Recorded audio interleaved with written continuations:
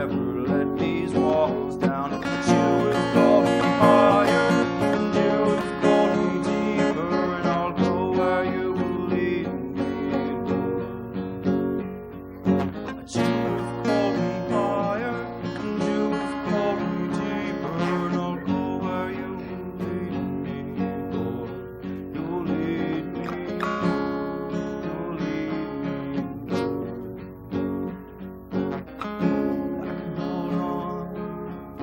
I can hold on to who I am and never let you change me from the inside.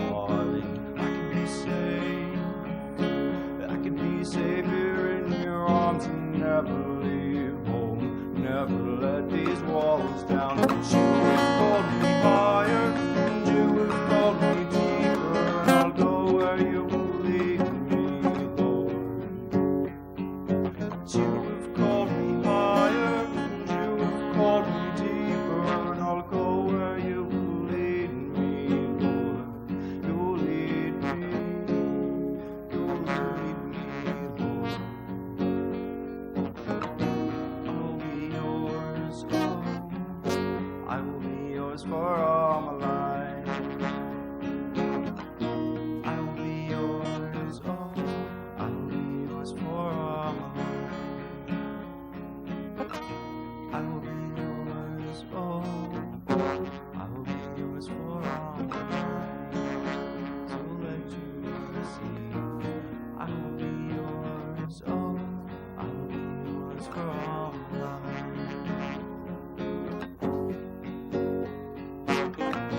You have called me higher, you have called me deeper, and I'll go where you lead me, Lord.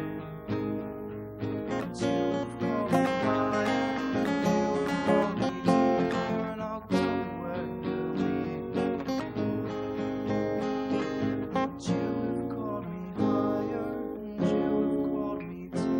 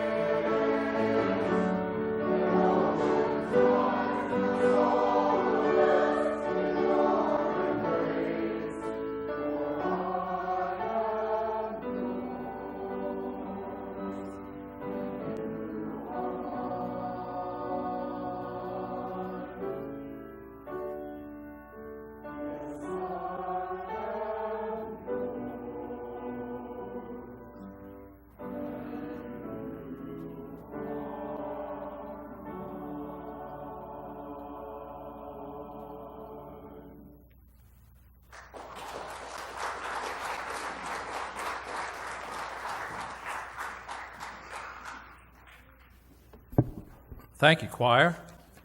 And thanks to so many on this Creative Arts Sunday who are singing and signing and playing and dramatizing and ringing. I'm Pastor Terry Pontius, and I am standing in for Pastor Chris while he's on paternity leave, learning how to be a daddy. And for the past 2 weeks, I've been on shepherding duty and will continue to be. And starting next Sunday through June the 4th, I will be bringing the messages as we finish out our E100 series on our journey through the Bible.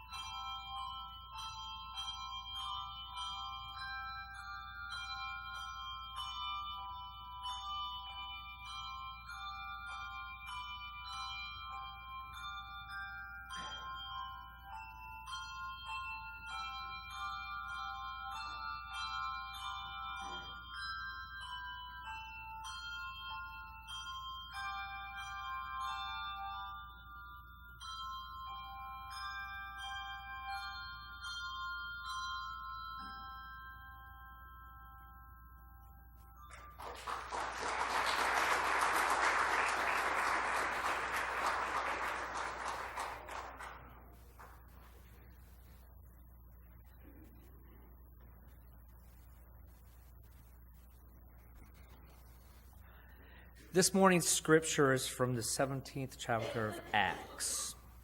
The God who made the world and everything in it is the Lord of heaven and earth and does not live in temples built by human hands.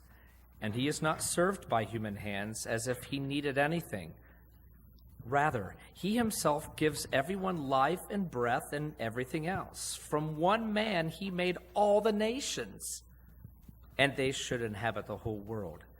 And he marked out their appointed times in history and the boundaries of their lands. God did this so that they would seek him and perhaps reach out for him and find him, though he is not far from any one of us. For in him we live and move and have our being. As some of your own poets have said, we are his offspring. Therefore, since we are God's offspring, we should not think that the divine being is like gold or silver or stone, an image made by human design and skill.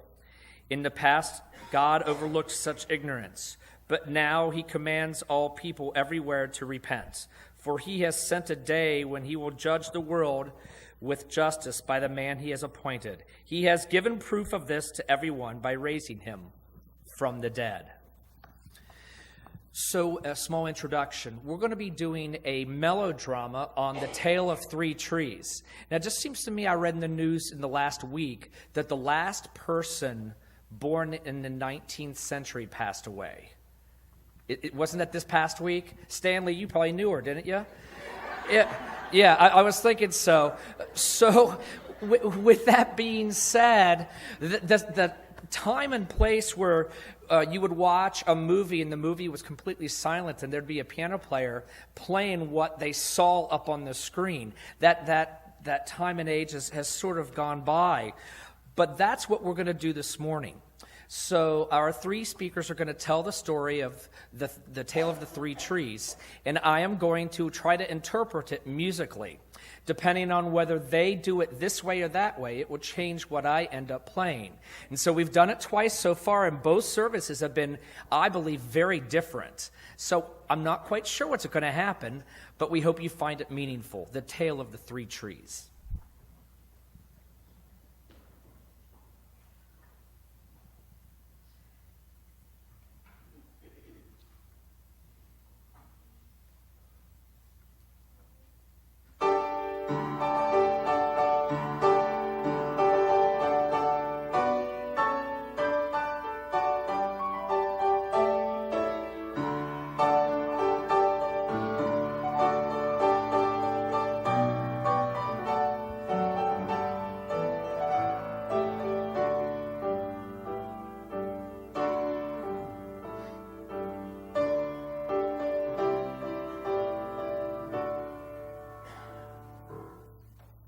Once there were three trees on a hill in the woods.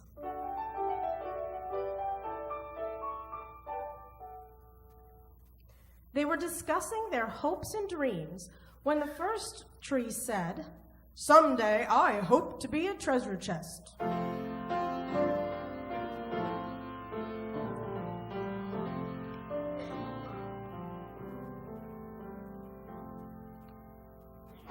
I could be filled with gold, silver, and precious gems.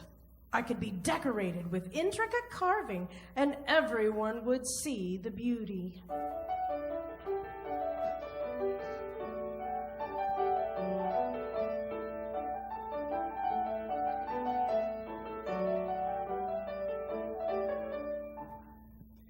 Then the second tree said, "Someday I will be a mighty ship."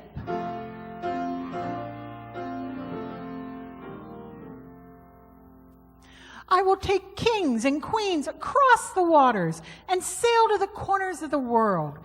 Everyone will feel safe in me because of the strength of my hull.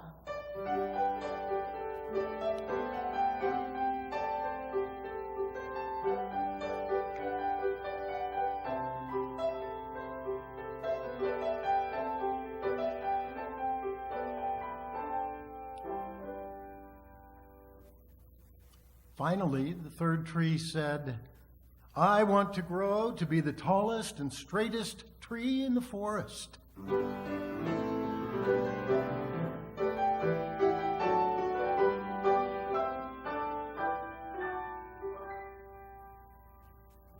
People will see me on top of the hill and look up to my branches and think of the heavens and God and how close to them I am reaching. I will be the greatest tree of all time, and people will always remember me.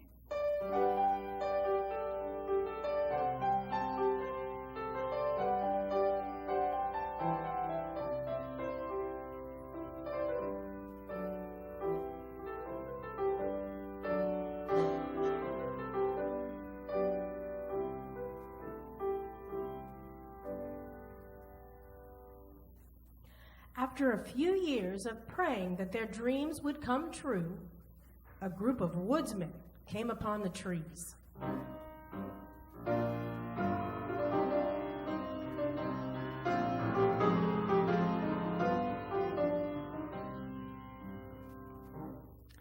When one of the woodsmen came to the first tree, he said, "This looks like a strong tree.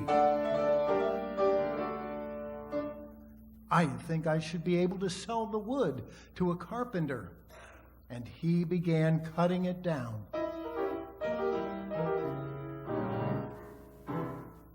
The tree was happy because he knew that the carpenter would make him into a treasure chest.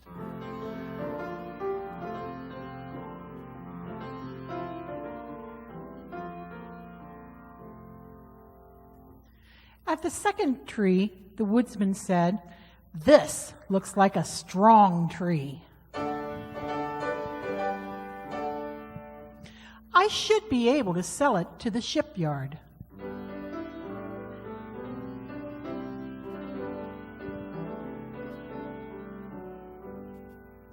The second tree was so happy because he knew he was on his way to becoming a mighty ship.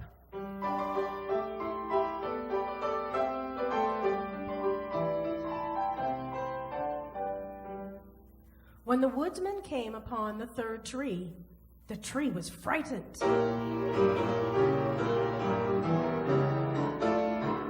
Because he knew that if they cut him down, his dreams would not come true.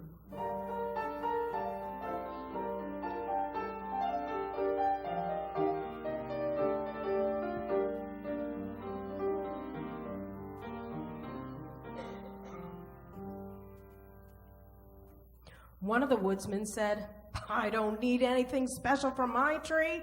I'll take this one." And he cut it down.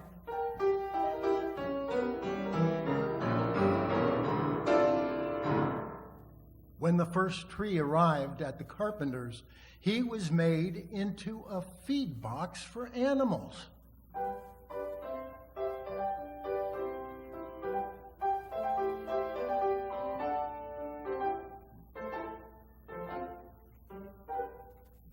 He was then placed in a barn and filled with hay. This was not at all what he had prayed for.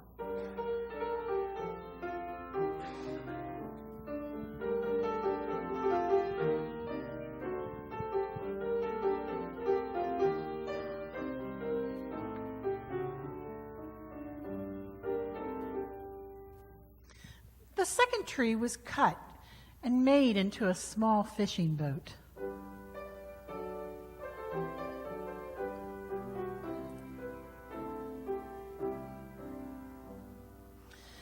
His dream of being a mighty ship and carrying kings had come to an end.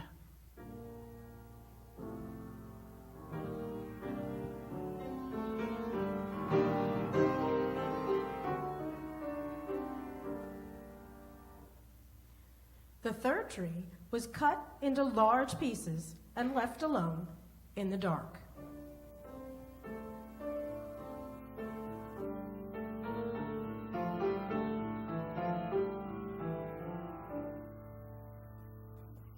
The years went by and the trees forgot about their dreams.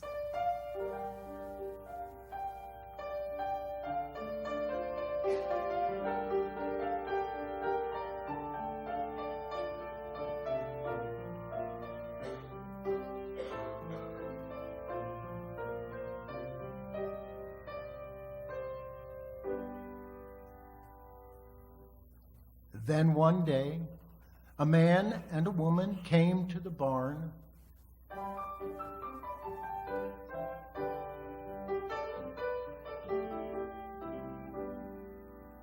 She gave birth, and they placed the baby in the hay in the feed box that was made from the first tree.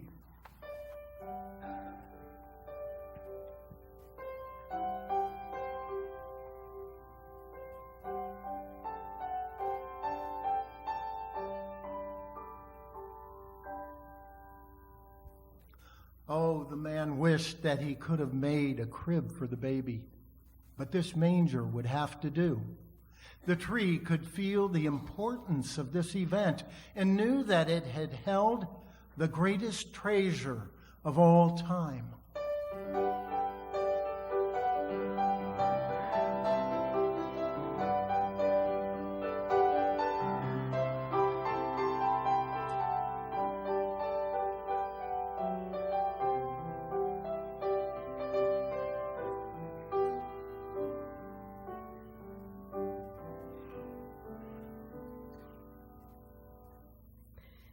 Years later, a group of men got in the fishing boat made from the second tree.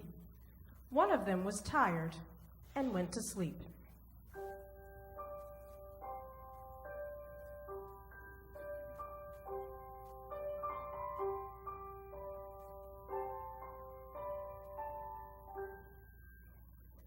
While they were out on the water, a great storm arose.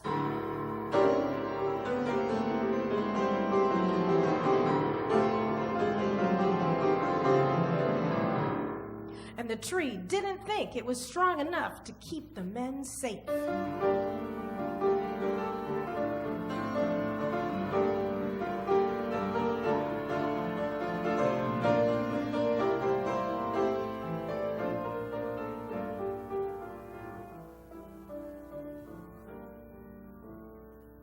The men woke the sleeping man, and he stood and said, "Peace."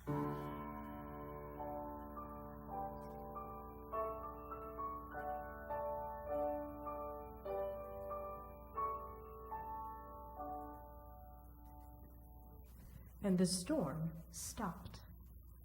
At this time, the tree knew that it had carried the King of Kings in its boat.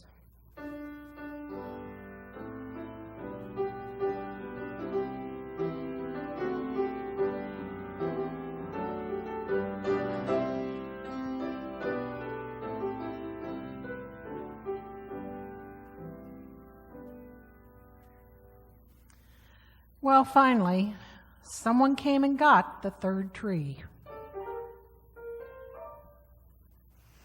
It was carried through the streets as the people mocked the man who was carrying it. When they came to a stop, the man was nailed to the tree and raised in the air to die at the top of a hill.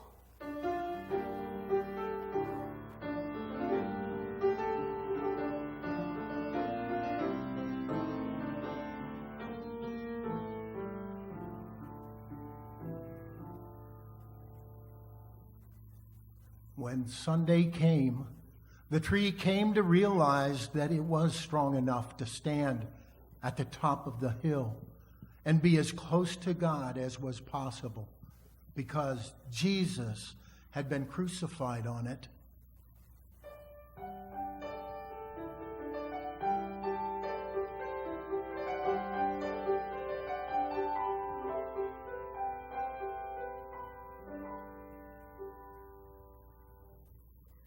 The moral of this story is that when things don't seem to be going your way, always know that God has a plan for you.